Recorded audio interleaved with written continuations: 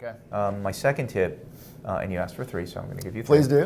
The second tip is consider the EMR an agent of change.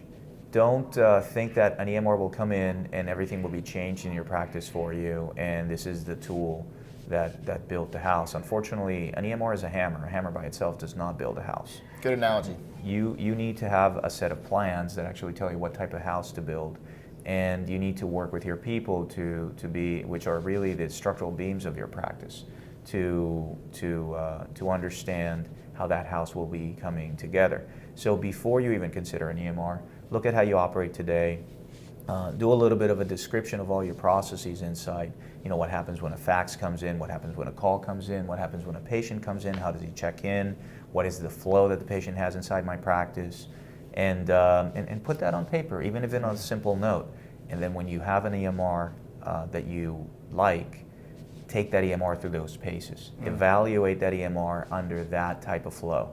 And if they cannot show you effective solutions for that type of flow, please ask the EMR vendor to show you what alternative solutions they have.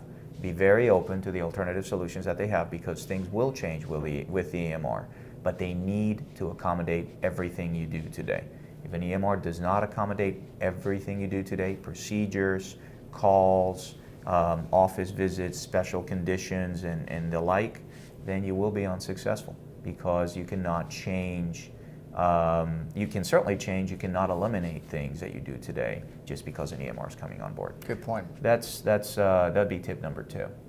Tip number three is, when you effectively select an EMR and you're going to implement it, give yourself time and give yourself the resources to make it work. Time means when you're first implementing the EMR, slow down a bit.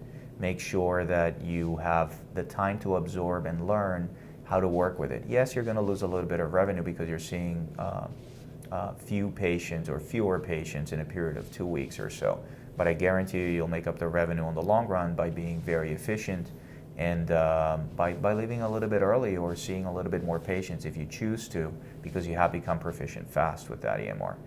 And don't assume that you will be able to train, or that a nurse will be able to train on that EMR, or that you will be able to train to take care of everything that comes through with it on top of everything you do every day.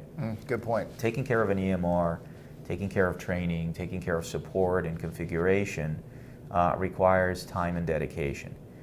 If you don't plan for that time, if you think you're going to be able to do that on top of your normal labor work, not only are you going to be frustrated, your staff is going to be frustrated, and the EMR may fail. That's one of the main reasons that they fail. They require attention at the beginning, at least. Later, they become a part of your life.